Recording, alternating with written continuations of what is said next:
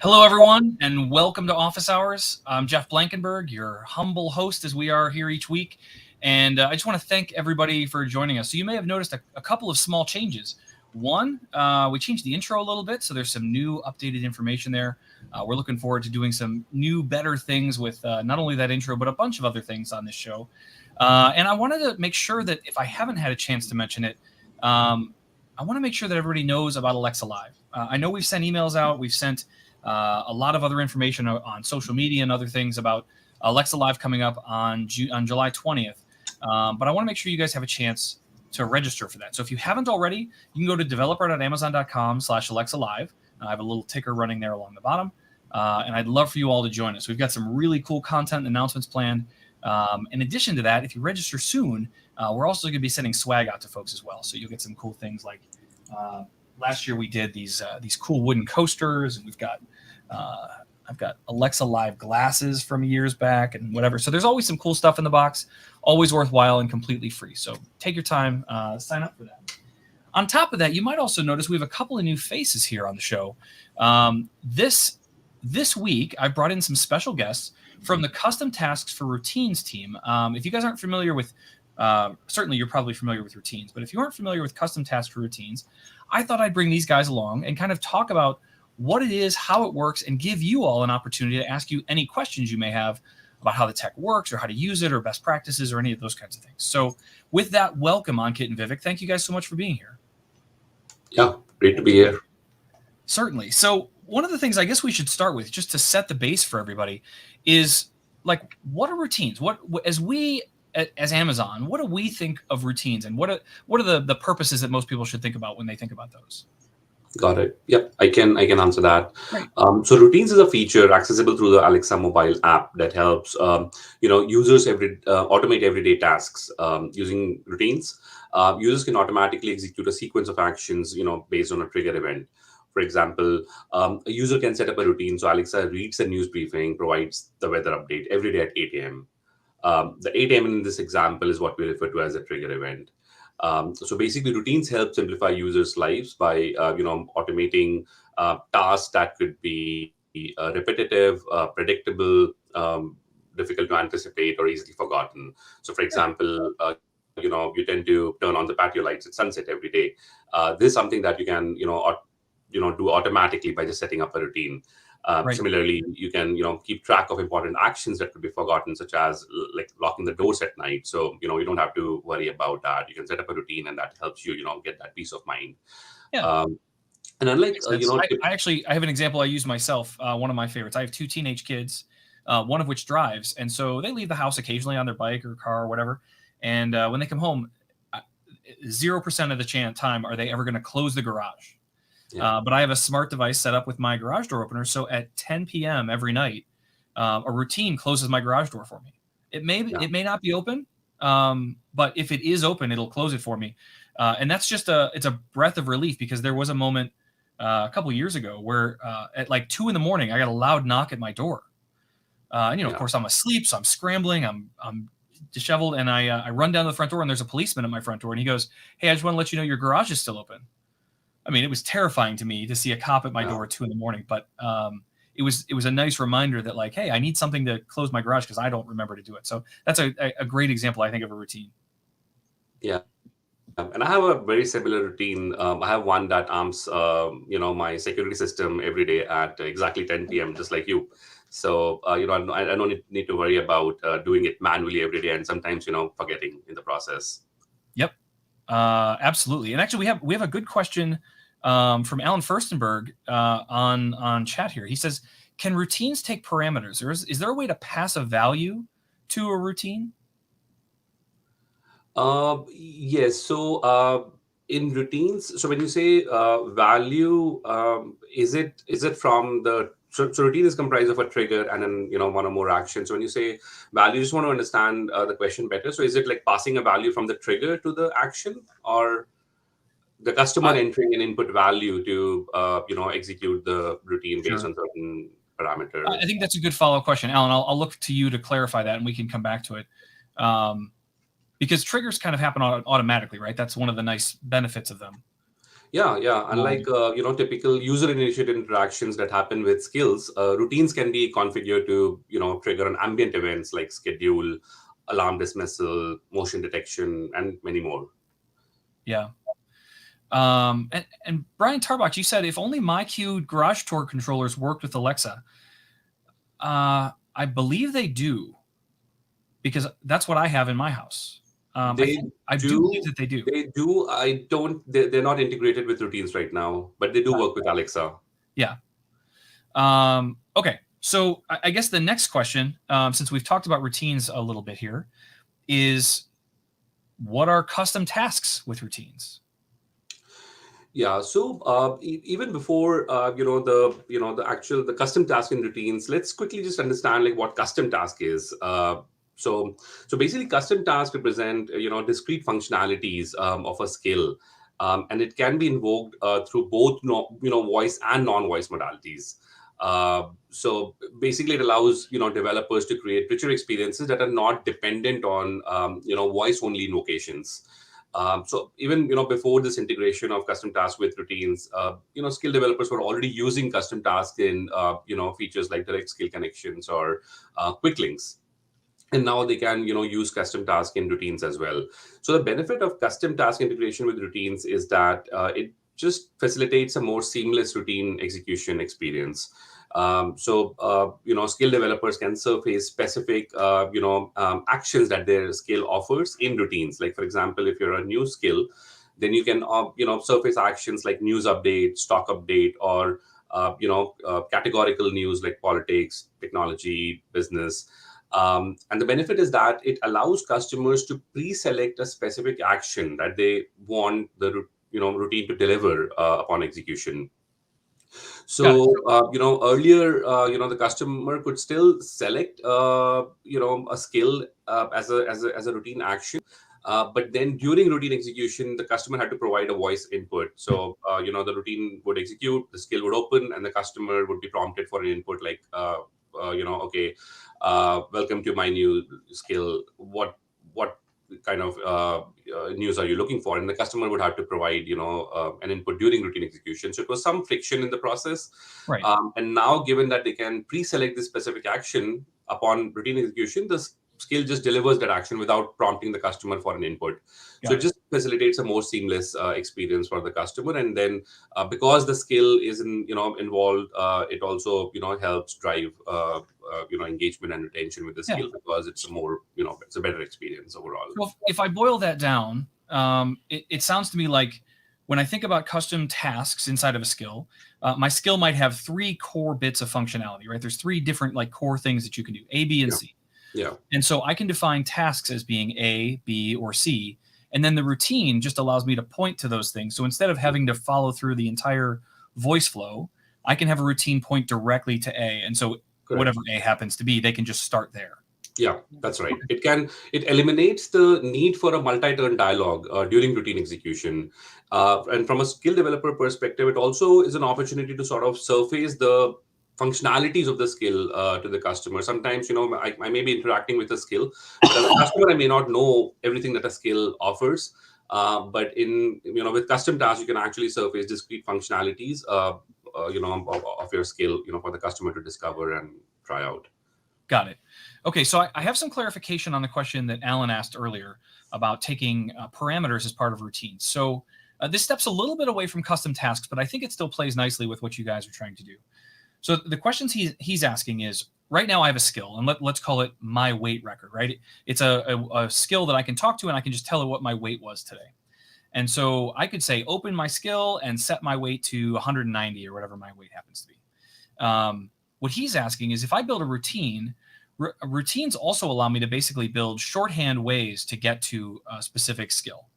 So I can have a very custom phrase or something that I want to use to do that. And so his suggestion is, I want to just say to my device, record my weight as 190, right? I didn't use an invocation name. I didn't use any of the utterances or anything. I just said a thing. And this is where he wants that parameter to be able to be passed through, where that 190 is still a value that the skill is going to need, but he wants to do that as part of that custom utterance. Yeah, today it is not possible to pass a value from a custom utterance to a skill. Today, these triggers and actions are pretty much independent of each other. Sure. And you can associate any trigger with any action. That passing of a parameter is not supported today. Okay. No, that's good to know. Is it? I imagine that's something though that has been discussed. It's probably something as we look at far future roadmap. No Yeah. promises, obviously, but that's stuff that you guys look at as you move forward. Yeah, this is actually something. It's still early in the cycle, but we are working on something which would support these use cases. Because yeah, this is an interesting use case, and there are other similar use cases as well that can be supported if we Cool. were to pass some context. We call it context, some context from the trigger downstream to the skill. Got it. All right. To go back to Brian Tarbox had that question about the MyQ garage door controller. I think I don't remember when I set it up. I thought I set it up directly through Alexa, but it is very possible. I have a bunch of stuff set up through If This Then That, and so it is possible that I'm actually controlling the MyQ through If This Then That. I'll have to, Brian. I'll get back to you on that. I can't remember how I have that set up personally, but I'll go take a look. I thought it was direct though, but I could be incorrect. Yeah, I have a MyQ as well, and it is through Alexa, but you cannot set up a routine, which, let's say the example that you were giving, Jeff, earlier, where you can lock a garage door, like a MyQ garage door every day at 10 p.m. I don't think that is not supported, like, because it's not integrated with routines right now. Cool. All right. Well, Ankit, we've allowed you to sit very quietly this whole time, but I know that. And remind me, both of you, what are your titles here at Amazon? Yeah, so I'm a senior product manager in the Alexa automations and routines team. Okay. And I am like software development engineer in Alexa proactive automations. Perfect. All right. And so the reason I wanted to introduce your titles is because, Ankit, I'm going to ask you a more technical question as we get into implementation and things like that. So the next thing I wanted to ask is, as we talk about routines, we know that's pretty simple to set up. And we've seen tasks for quite a while. Those are pretty easy to set up as well. But when we talk about custom tasks with routines, what does it take? Is this a challenging process to create something like this? It's not at all. So it is like very easy, and you can do that in 5 easy steps. Step one is to create custom skill, or you can update your existing custom skill. You can do that by going to Alexa Developer Console or using Alexa command line interface. So once you do that, what you can do is in the step two, download the skill package and update the skill manifest. You can update it with the name and version of the task you want to support. And in step three, you need to create a task definition. We currently in routine support three type of custom task. First is no input task, where user is not required to enter any input for creating a routine. There is another type of custom task, which is string input custom task, where user is required to enter string a value. So it could be like a stock symbol or maybe name of the song or something like that, right? And third type of custom task which we support is enum input task, where any skill developer can define like set of predefined values, and from that, customer while creating a routine can pick up option which they are interested in. And once you do that, you need to validate your skill and to make sure like once it is there in routine, it properly show ups in routine. And once you are done with that, it's all set. Like you certify your skill, publish it, and it will be available for Alexa customer to embed it within routine experience. Awesome. So it really just some minor modifications to your skill to Yeah. make this possible, right? Yeah, right. That's great. And one of the things that I always like to talk, because I have my own ideas about how custom tasks and routines are used, and I would imagine our audience does as well. But I'd be very curious to know for you, what are some of the key use cases that you guys see, aside from the generic, like, oh, it lets you assign a routine to a functionality in your skill? Are there big use cases or big picture ideas that you guys have about how people might use this?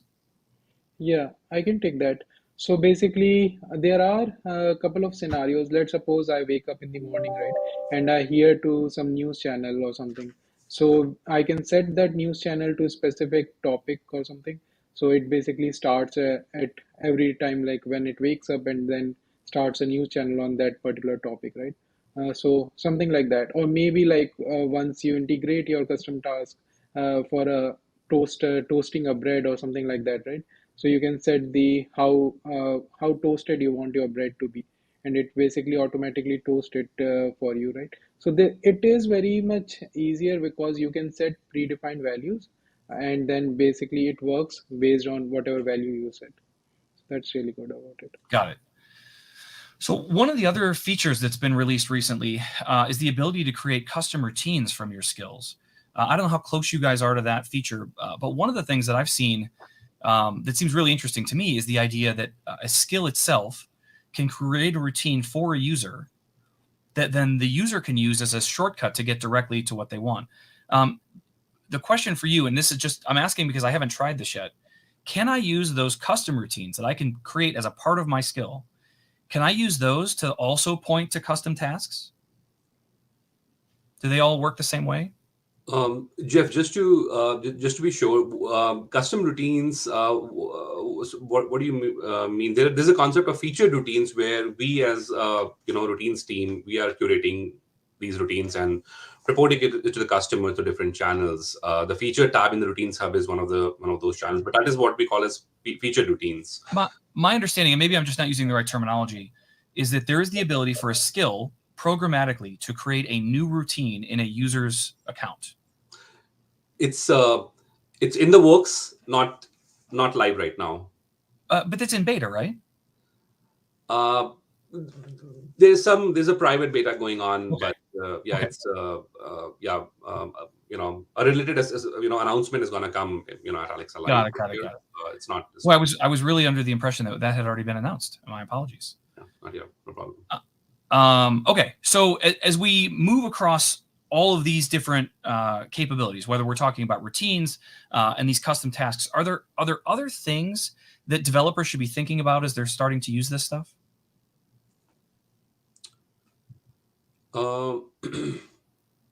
Yeah, so I think the main thing is that the more actions that you create in your routine, and by actions I basically mean custom tasks. So custom task is really the developer facing concept. From a customer perspective, it's really the actions that surface in routines.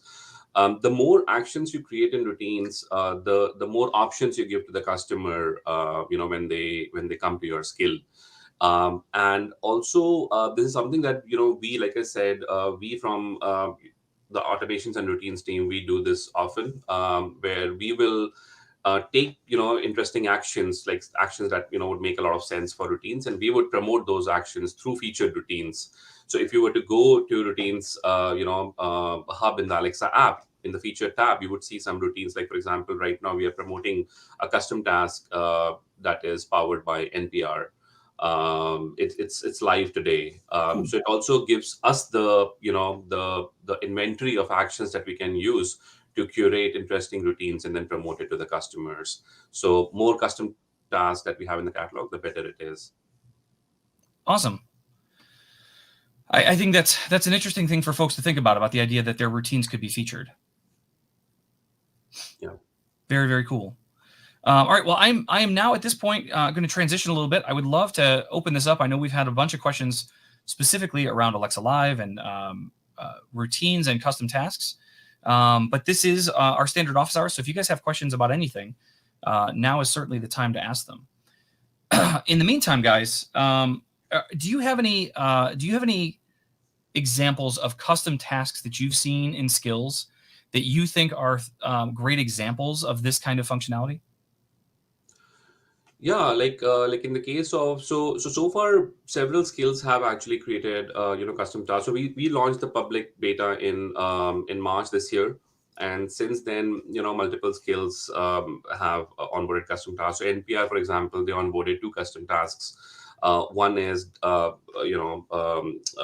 custom task that delivers the news update, and there's another which delivers their favorite radio station, customer's favorite radio station. Potentially, NPR can onboard more custom tasks, but these are the 2 that they already started with. Similarly, we work with a skill called Endel, and they have onboarded custom tasks which represent different sounds. So when the routine executes, the customer directly goes to that sound. We also have another interesting skill, which is live streaming for Twitch, that have onboarded a custom task where the customer can enter a specific channel name in a free form text, and then when the routine executes, if the channel is live, it would start playing on their Echo Show. So that's pretty Awesome. cool, I thought. Yeah. So, and then we have like several other examples as well. So this is already happening, and yeah, I mean, we have like several skills that have already onboarded. Very cool. I'm a big fan of Endel as well. They have the sounds and stuff that they have in their skill are quite remarkable. And Yeah. I have a colleague of mine who started using their focus sounds, and Yeah. he said he is skipping his afternoon coffee now because it really helps him just kind of stay focused and keep working. Yeah, it's really interesting. Very cool. All right, so RoboTX5 here said, do you have an automated language translation tool? This is unrelated, obviously, to routines and custom tasks, but I don't believe, at least related to Alexa development, I'm not aware of any automated language translation tool. And honestly, one of the things that I generally recommend is to steer clear of this kind of concept. I think that there are a number of great purposes for translation tools that take, like, I give it English, it gives me German or something like that. The problem that you'll find is that if you build a skill, so this is something that is speaking to another person, and you take your English version of your message and you translate it to German, a German speaker, a German reader can read it and understand what you're saying. But in most cases, it does not sound like someone speaking German. It doesn't use the same syntax. It often uses a very formal tense, formal prose as it goes into that. And so my recommendation almost always is, if you can find a German speaker to translate it for you, you will have far more success. Being able to provide a German version of your skill, or I'm just using German as an example, but being able to provide a German version of your skill is valuable. But I think you'll find that your customers won't respond to it very well if it doesn't speak in a way that makes sense to them. And one of the ways I can recommend this is, if you try any translation tool out there, go ahead and take your English speak or your English text, translate it to a language, and then just translate it back to English. And I think you'll see very quickly that that's not what I wrote. That's not what it's supposed to sound like. So see that as an example. That would be my recommendation. But no, I'm not aware of, and Vivek and Ankit, if you have any thoughts on this, I'm not aware of any automated language translation tools that we offer as part of the Alexa development ecosystem. I'm not aware of. Plus one to whatever Jeff mentioned. Like, all right. The next question I have here is from Talks to Bots. I have a question. It's not related to routine, so you can skip it and I can ask you later. We are rebuilding a skill that is now live using VoiceFlow. We're rebuilding it in Python, and when we relaunch it, we want to use Alexa hosting. Can we transition a skill that wasn't originally using Alexa hosted to a hosted skill? If so, what's the best way to transition? The wild card here that you've introduced is VoiceFlow, because I don't know enough about their hosting environment, but I would think that yes, you could do this. The challenge you would have, and I'd have to dig into this a little bit. I don't know this one off the top of my head, like how you would transition between the two. But at the end of the day, an Alexa skill is merely a container that points to an endpoint. And that endpoint can live anywhere, right? It could be VoiceFlow, it could be AWS, it could be Azure, it could be anywhere. And so as a result of that, it's just a matter of changing the endpoint. What I don't know off the top of my head is how I take a skill that was built as a custom endpoint skill someplace, and how I tell it that, hey, I want this to be Alexa hosted now. That's the piece that I'm not certain on. So I'm going to dig into that. I have this little tool here. I'm going to star your question, Talks to Bots, Amy, and I will. I'll dig into that and see if I can figure that out. I don't know that one off the top of my head though. But it should be as simple as just changing out an endpoint. That's how it should work. A. Witter says it would be useful to support multiple custom actions in one routine. I think what he's getting at is that I have like 3 things I want the routine to do.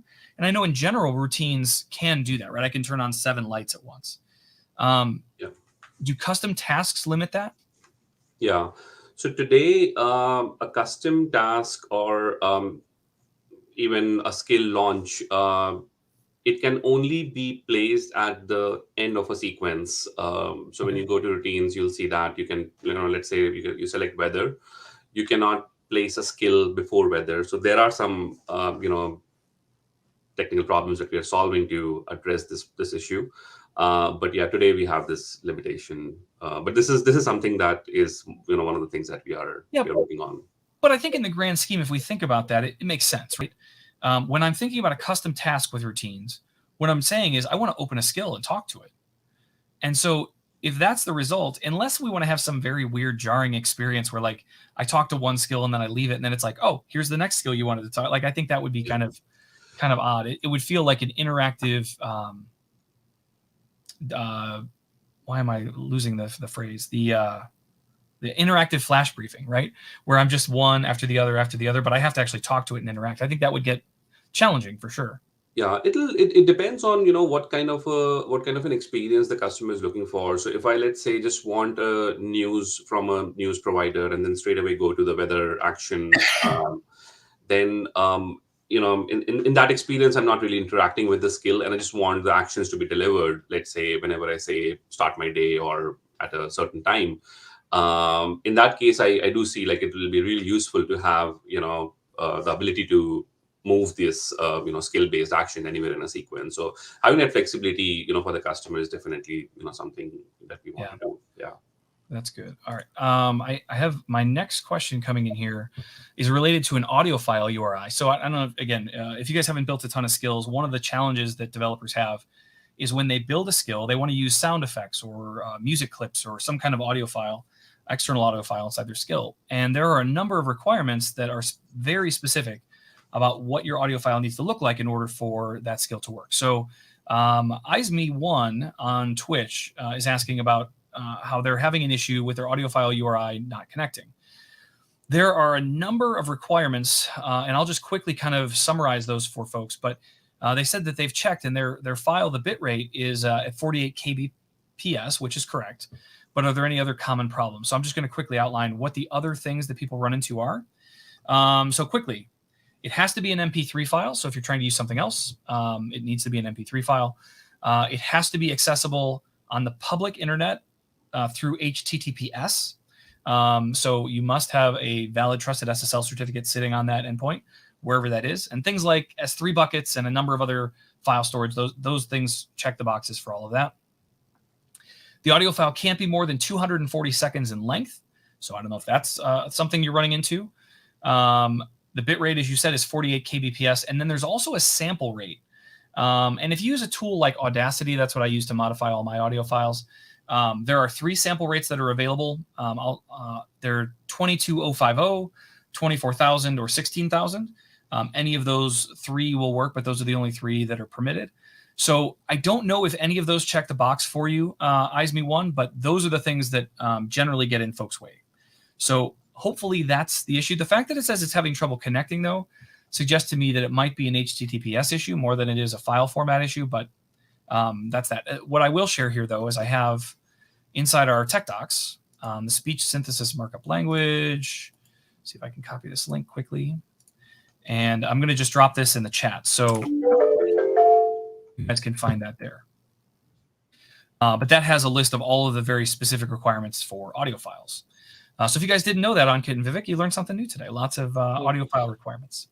Okay. Wingheaven RC on Twitch says, is it possible to extend the values of a built-in slot type like Amazon Dates so that it'll accept a value like ASAP? Unfortunately, no.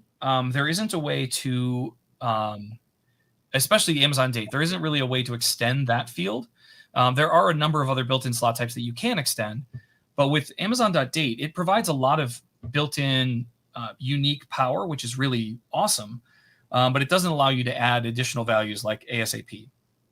So what I generally recommend for this is that you could just build a different slot. You can have a different slot type that uses the same utterances, same everything. And if they say something that is in your collection of custom things, then use that slot value. And if they use the date value, then it'll come through the date slot. And you can set up, there's a bunch of nice testing tools inside the dev console to allow you to test and make sure that you're covering both sides of it.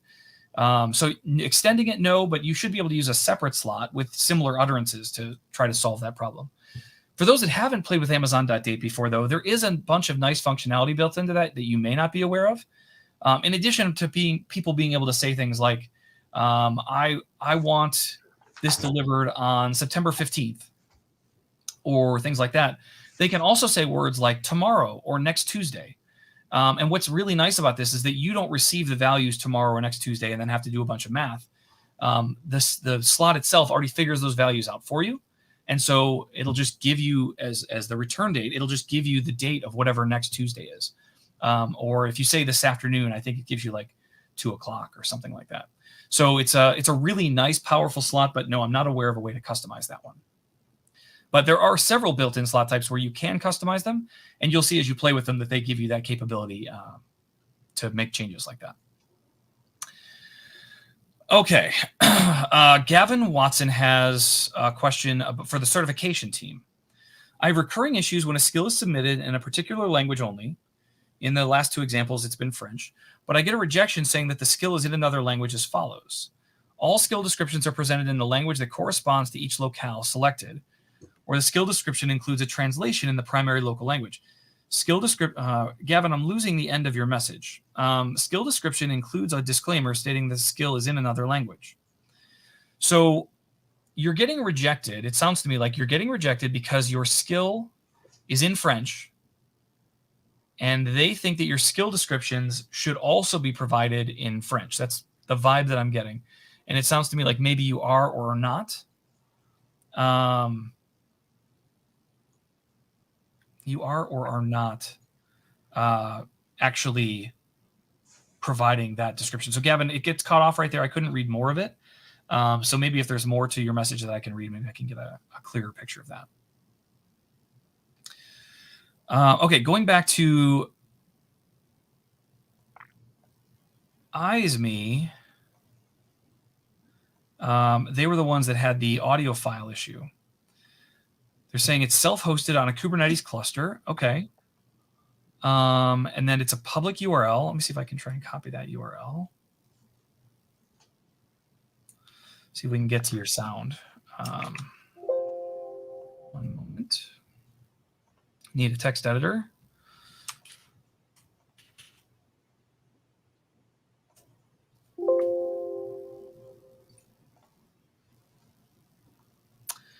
Okay, so let's see if I can try putting the actual 3 on the end. There's your probably copyrighted sound effect that I just played on my broadcast. But you're right, it is publicly accessible there. I don't know if everyone was able to hear that. All right, so the next steps for me then are to look at the bit rate and what was the other term? The sample rate. But it's obviously not too long. It's a 3-second audio file. You seem to be checking all the boxes for me. It is HTTPS. All of that is good. Yeah, the sample rate is the only thing that's really standing out to me. There's not another reason why I think that wouldn't work, but A. Witter's just tried it in the Alexa developer console, and that gives him an error. So it's possible that there is still something going on with the sample rate, but I don't have a better answer for you right now, but I'll play with it a little bit later. I'm going to mark that as a thing to go back to. All right. Okay, so you see the sample rate is also correct.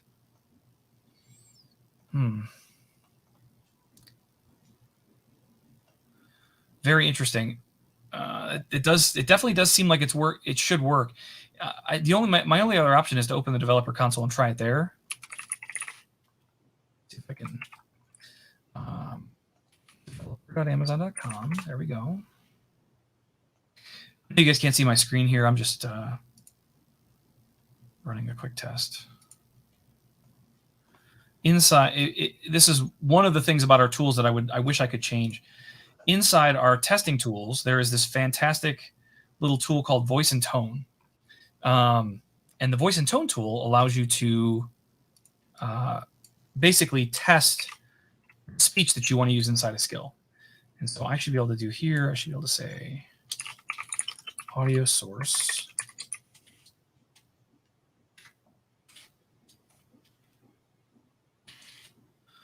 Do that. An error. The input was incompatible. That is very strange. It's the same error I think that Andy was mentioning as well. That's unclear to me. So I could pull your file down and take a look at it, but it really feels like it's a bitrate issue. I know you say that all that stuff is right, but I'll try to double check it once we're done here. But I'm with you, ISB. It does feel as if this should be absolutely working. So it's not clear to me, at least out of the gate, why it's not working. With Gavin's issue about being translated to French, all the descriptions, audio content, everything is submitted in French. That's very odd to me. I don't know why you would have. I get a rejection saying the skill is in another language. All the skill descriptions are presented in a language that corresponds to each locale. Yeah, I'm with you. I don't know. That's a contact us issue for me, for sure. If you haven't already done that one, you guys can go to alexa.design/contact us.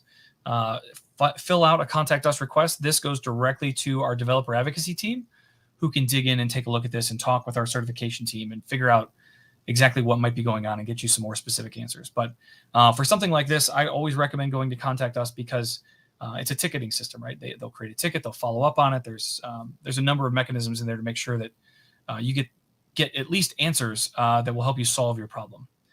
But yeah, I don't have a good one for you on that.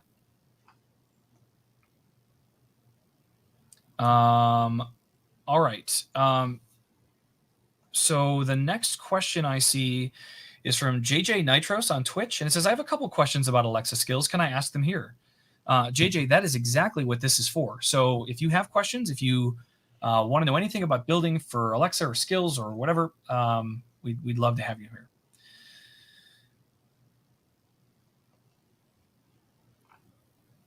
Brian Tarbox makes a very good point. This is another example of where error reporting is not best. He says second best. Why not say why the audio is failing instead of just saying that it is failing? It's a really valid point. Clearer error messaging across the board, I think, could be really helpful. A. Witter says that he tried the audio file using APLA, which, as he notes, also accepts a wider range of bit rates. So it seems that it might be related to that. Again, you know what? I think I have Audacity. Let me just download your file. I can do this while we're here. So if I download your file,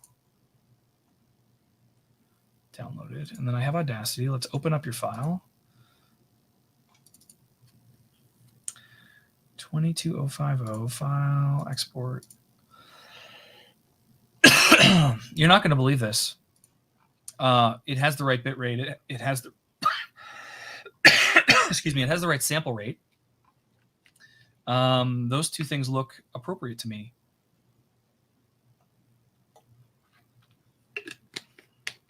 I can't figure out why that might be an issue. Anyway, I'm gonna have to spend some more time on it. We can get to the bottom of this though for sure. Okay, we have plenty of time left. That's good. Gavin says he is already. Oh, we've got a ticket ID. Awesome. Gavin, can you send me that ticket ID on Slack? That would be super helpful. It makes it easier for me to follow up later too. Speaking of that, this is a good opportunity for me to talk about this. Guys, Ankit and Vivek, I don't know if you're in there or not, but we actually have a public Slack community, which you can find at alexa.design/Slack. For anybody that's watching that is not already a participant there, we have just over 2,400 different people that are participating there. They're asking questions, they're sharing their ideas, they're helping each other, sharing their code, sharing their APL. There's all sorts of awesome stuff happening in there. So if you're not already joined, find us over at alexa.design/Slack. You can join. You just sign up with an email address or whatever, and you're right in. And it's an incredible community of people. I can't get over how helpful and supportive the folks that are there are, and how many of them are here in office hours doing the same kind of help. I mean, Andy Whitworth is a great example. There's a number of other folks that are here, like Gavin Watson and others that are both helpful here during office hours, but also in Slack all week, 24/7. It's amazing. So if you're not there, highly recommend it. Ooh, this is an interesting conversation. I don't have a good answer for you, but I think this is an interesting topic to talk about. So robot I want to call you Robot X5, but we talked about this before. I think you have the TX in there, right? So it's like Robo TX5, Robo Texas. Anyway, the question is, what is the best intent or the best way to do a journal skill? This is like a diary or like I want to keep dictation. This is where I have to offer a whole bunch of bad news, primarily because Alexa is actually not a very good dictation machine. It's fantastic at being able to interpret what you say and turning that into intents and funneling your request into a specific response. But taking dictation is different. And so if I was going to build a dictation recorder, I would probably try to use the search query slot. That would be, if I was going to find any way around building something like that, that would be the slot that I would. That being said, I don't recommend it. I think you're going to find that the accuracy that you're looking for is probably not there. Another thing that you'll find is that Alexa doesn't love long responses. Long, verbose responses from users are a lot to parse and manage. And so you may find that if you want to speak for an extended period of time, Alexa has some mechanisms built in place that the longer you talk, the less patience the device has.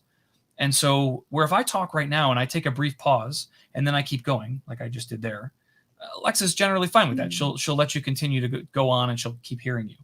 But the longer you talk, the less tolerance there is for gaps in your speech.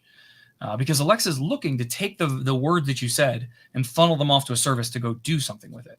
And so the longer you talk, any kind of pause in your speech will become lesser and lesser to a point where it just wants to stop and take what you've said already. So the question that you had is how much can you put in a search? It's hard to say. There really isn't any defined limits that I've seen. But I really wouldn't expect you to be able to get much more than a couple of sentences from a user before they take a pause long enough for Alexa to stop listening. And that's not something that we can control programmatically. So Alexa is going to try to stop listening as quickly as possible when she feels like she's gotten enough information. So dictation is a hard problem. You don't see a whole lot of skills that do that kind of thing, whether it's a journal or a diary. I think it's an awesome idea. Right. I mean, I know I personally like to keep, I have an app I use. I try to take at least one photo every day, and then I keep track of all that. So it's a thing that I'm like keeping track of. What did I do this month and this year and whatever. And I think it would be kind of cool to be able to talk to Alexa at night and be able to like, hey, here's what I did with my day, or here's what I've been thinking about, or here's what's on my mind, or even here's the things that I want to make sure I accomplish tomorrow or next week. But you don't see a lot of skills like that because this is a more challenging thing than Alexa was designed to handle, is my best answer for that. Okay. For those of you that don't know, I was out all last week with COVID. And so this is the most I've spoken in well over a week. And so I can feel my voice and my lungs and everything are like, man, take it easy. All right. Let's get into a couple of these others. A. Witter says that they took the file, converted it to 48 kbps, and it works. They posted his own version of the file, and it seems to work just fine. So it does appear that it's a bitrate issue. And maybe just try exporting it again. I don't know the best answer for you there, but that would be my suspicion, is that even though it's representing itself as a 48 kbps file, maybe it's not.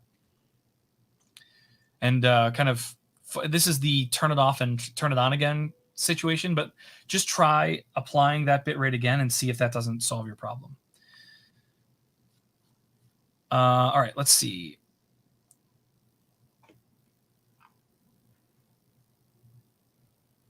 I want to make sure I didn't miss anybody's questions. We have about 15 minutes left. Awitter says, I got it to work where your original file gave an error, the same error that Jeff mentioned. So that's good. Maybe it's something that simple. That's great. Gavin Watson says, is there any chance you could promote this user voice to allow developers to respond to reviews as possible on other platforms. So you guys have probably seen this. I can bump the Slack off. So Vivek and Ankit, I don't know if you've seen this, but lots of skills have very interesting reviews coming from their customers. And if you look at most of the products that are sold on Amazon, if somebody doesn't like a product, they'll leave a bad review. But the person that sells that product or makes that product has the ability to reply to that comment and say, hey, this was a misunderstanding. Here's what actually happened. Or, hey, I'm so sorry for your experience. Let us fix it, whatever. But Alexa skills don't provide you that capability, that functionality. And so this is something that developers have been asking for quite a while is, hey, how can I please respond to reviews? Because especially with skills and invocation names and all of the other things that go into even working with a skill, sometimes someone will think they're opening one skill, but in fact, they opened a different one and it doesn't work the way they wanted, or it doesn't do what they hoped. And so they go and then they leave a review on the skill they were intending to use. This skill doesn't work. It's not providing any information. And in fact, it's just a weird conflict, or they're not saying the right invocation name, or a misunderstanding or whatever. And developers don't have a way to reply to those. That's painful, because then it makes it look like their skill is not very good, when in fact it was just a user misunderstanding. So this is a really good bit of user voice. Gavin, thank you for sharing that. I don't have a way to copy your link out right now, but what I will do, I think I have a link for that as well. Maybe, yeah. If you guys would like to see all of the different things that developers have recommended or that are looking for feature requests, you can find them at alexa.design user voice. You can vote on them here. You can say, hey, this is something that's really important to me too. I want to vote that up. But you can also create your own. So any of you that are watching, if you have ideas or thoughts, or, hey, I really want to be able to do dictation with Alexa, these are the kinds of things that you can submit here and have people vote on. And the product team does take a look at this information. They use it as part of defining their roadmap. So it's a really useful tool to get your voice heard, hence the user voice. So alexa.design user voice is what I would recommend for submitting your feature requests and ideas. Okay. RoboTX5 has an interesting question. I'm going to go last, but for Ankit and Vivek, I have a question for you. What is your favorite skill? There are so many, but I do use like news related skills. So I use NPR a lot. I use sleep related sounds. Yeah, good night, like ocean sounds, rain sounds. My daughter loves those as well. Nice. There are so many. It's like picking the favorite song, which is so hard, right? Yeah. It is hard. Although, for those of you that are watching Stranger Things, I feel like we all need to have our own very specific favorite song in mind, just in case. I have my top 10, but I cannot pick the one out of those top 10. Yeah, that's tricky. How about you, Ankit? Do you have any skills that you really love to use? Yeah, there are like a lot of skills available out there, which I really like sounds and all. But there is one, this call center skill, which my daughter really liked. Like she enjoyed it a lot. Like in during the Christmas time, you basically just tell Alexa, Alexa call center, and then it basically gives like complete experience of calling the center. So that's all nice. That's funny. Call Santa. I like that. I don't know if it's my favorite, but it's one I've been playing with quite a bit lately. Have you guys played with Akinator? Are you familiar with that skill? Heard of it. So Akinator is basically you playing 20 questions with Alexa, but the way it works is you think of someone famous. It could be a real person. It could be a character on a TV show, a cartoon, whatever. Like if I wanted to think about like Baby Yoda here, right? And so you just think of it. You never have to say it. You never have to do anything. And then Alexa starts asking you questions. Is this on a TV show? Is it whatever? And it is amazing. Within usually about 10 questions, she can guess exactly what you're thinking of. It's amazing. So if you have a chance, open Akinator. I think they say activate Akinator, but you can ask your device to do that. It's a really cool skill and kind of a fun thing to play with your friends and family, because you can literally think of any character from any show. They have thousands and thousands of things that they already know about. So it's pretty awesome. Okay, so that answers the favorite skill thing. Gillian Adequai on YouTube says, how can banks take advantage of Alexa in a safe way for funds transfer, bill pay, etc.? Well, there actually are banks that are doing that today. I know that Bank of America and Chase and a couple of others. Capital One. What's that? Capital One. Capital One, they have all found ways to do this. In many cases, what you're finding is that it models a lot of what I see with some of the food ordering skills as well. And I'll just give you a quick example. So Domino's Pizza has a skill. You can order pizza and food and stuff. And when you do that, while they do offer a process for you to go through and say, I want a pizza, I want pepperoni, I want cheese, I want sausage, that's not what most people do with the skill. What they do, in fact, is Domino's offers what they call an easy order. And this is something that you've already predefined as the thing you normally get. If you think about when you order pizza for your family, it's usually the same 2 pizzas, maybe an order of breadsticks, but it's usually the same order most of the time. And so they have an easy order, and it's very easy for you to just go in and say, I want my easy order. And they're like, okay, it'll be there in 32 minutes. We'll charge your card. We know your address. Like, all of it's handled. It's very fast and easy. And with the banking stuff, I've seen something very similar, right? You're not reading in routing numbers and all sorts of other bank account information directly into the skill. But what you're doing instead is you're saying, hey, I want to transfer some money. And they say, okay, what bank account do you want to transfer to? And you can indicate your bank accounts just by name. You can also pay bills, right? It's the same idea where you say, well, I want to pay my car payment. And it knows what your car payment are. Like, all of that is already pre-set up and predefined. So the skill itself just makes it very easy for you to handle those things in a predefined manner, rather than when you think about traditional banking, right? Like, I don't want to have to like recite routing numbers and bank account numbers and all of that other stuff. So that's generally where I see a lot of banks working with Alexa, is handling a lot of those automated simple things like transferring money between accounts or bill pay, stuff like that. But that's, Gillian, that's generally what I would recommend thinking about. But take a look at the skills that are out there. Even with the Capital One is a good example. If you go look at the Capital One skill in the skills store, you can see without even using it, they define in their description all of the kinds of capabilities that it has. And so that should give you a really good insight into that. In fact, let me, if I go to Amazon.com today, /skills. If you haven't been to Amazon.com/skills, that is the website version of the skills store. And then you can search for specific skills. Capital One is the one I'm looking for. So yeah, checking balances, paying bills, how much is left on my loan, that kind of stuff. And so if I grab, I think that's all I need. If I copy that and I drop it into the chat, you guys can take a look directly at the Capital One skill.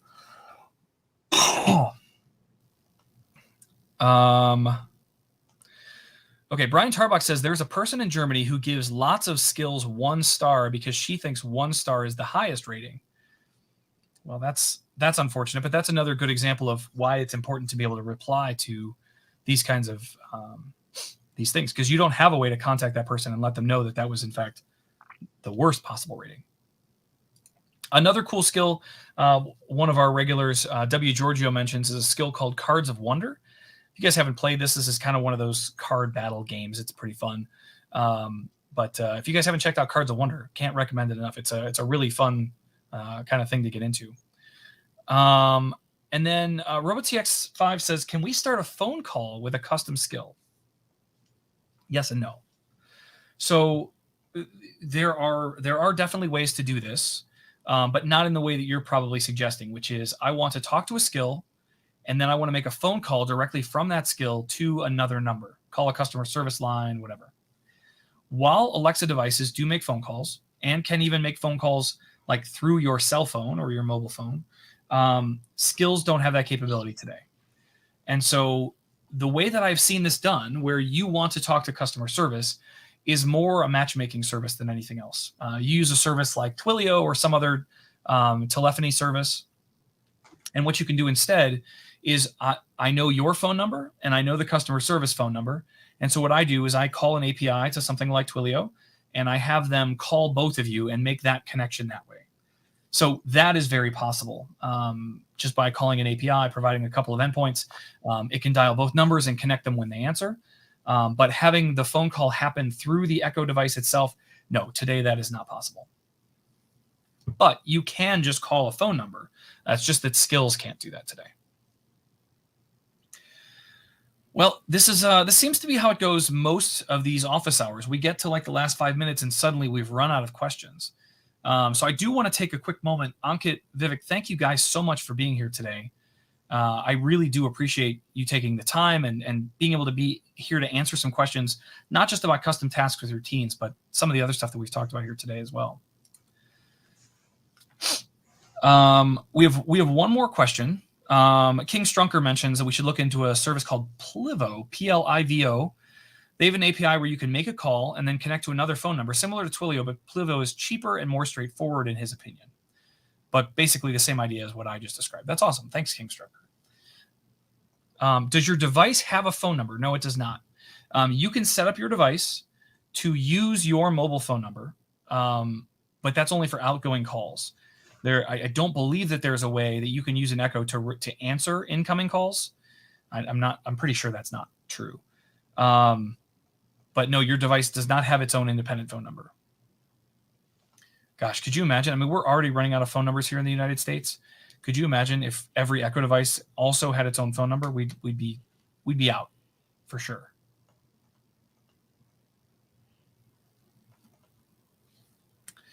Rogério Coelho? That seems like a Brazilian name, Rogério Coelho. Anyway, he's on YouTube, and he says there are old people, elderly, who could use Alexa to monitor vital signs such as heart rate, oxygen saturation, sleep, etc. Is there an Alexa project for a watch with an API available for creating skills? There is not.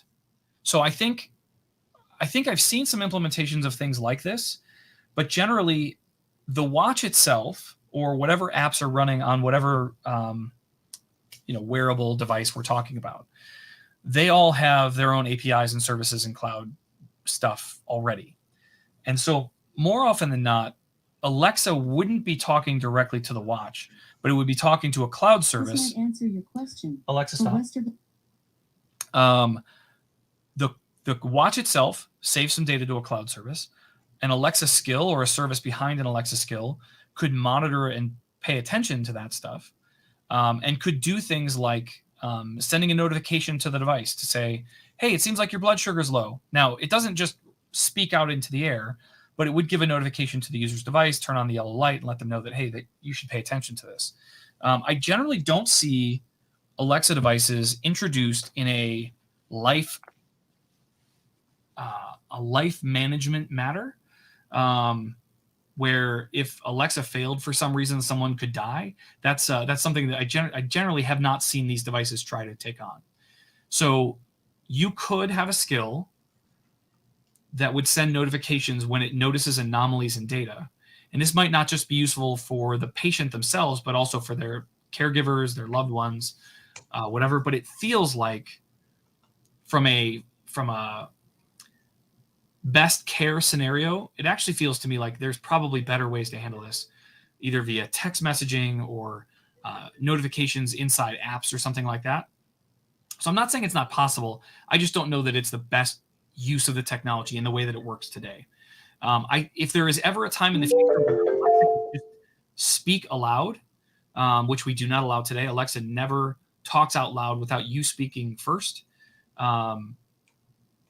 Those are the only times where I think this starts to become interesting and useful, but that capability is not here today. So that was my last question. I know RoboTX says Fitbit has a cool API. Again, you'd have to have some management and monitoring of these things. And I feel like making sure you're taking care of the patient in the best way, this might not be the best approach to take for that specific scenario. So with that, we have run out of time. I want to thank you again, Ankit and Vivek, for being here today. Thank you so much, everyone, for participating and all of your awesome questions. We will be back here again next week, and really, really appreciate all of you joining us. In the meantime, if you have other questions between now and next Tuesday, join us in Slack. Ask your questions. There are no dumb questions. It's absolutely remarkable how helpful and understanding people are. We've all been at the beginning, and we'd love to help you get beyond that too. So thank you guys all for tuning in. We'll see you all very soon. Have a great week. Bye, everyone. Bye. Thank you.